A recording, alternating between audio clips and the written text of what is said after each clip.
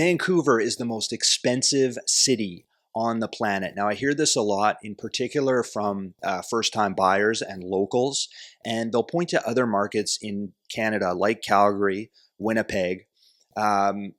Vancouver, of course, is in a housing bubble compared to these cities.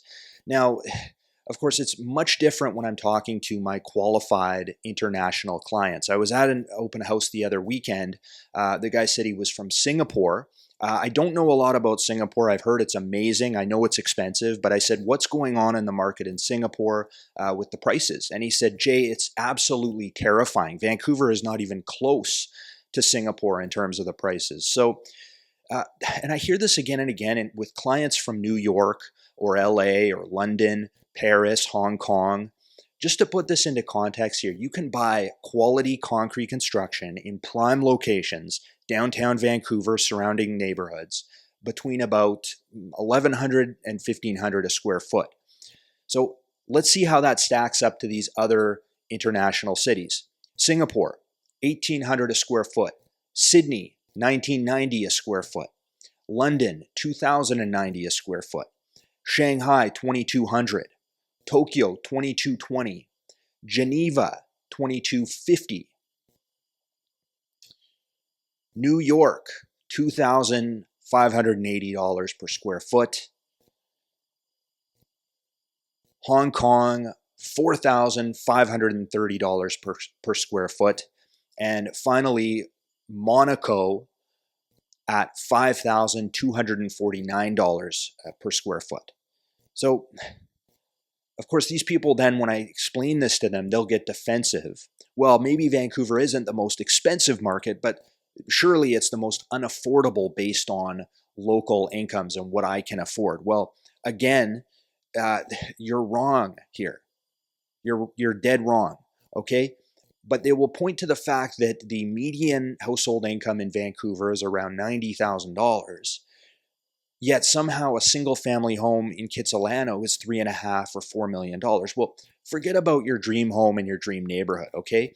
Let's be realistic. Let's talk about reasonable accommodation, what you can afford in the Lower Mainland here. And you can do it. It might be a one-bedroom downtown condo. It might be a two-bedroom further out afield towards Burnaby.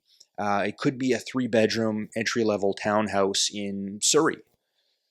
But it can be done here. The price-to-income ratio is around 15 times. So it takes about 15 times your annualized income.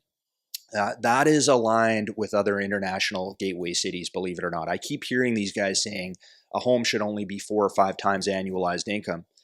Okay, that's fine. And there's many markets in Canada that are like that, but not when you get to Vancouver, not when you go to Toronto. And in fact, there were many cities in Asia where that ratio can hit 30 or 40 times incomes. So we're not even close to being near the most unaffordable market on the planet. These cities, they've all disconnected from local incomes many, many decades ago because these are primarily driven by equity, people that have bought in and kind of rode the market up over time.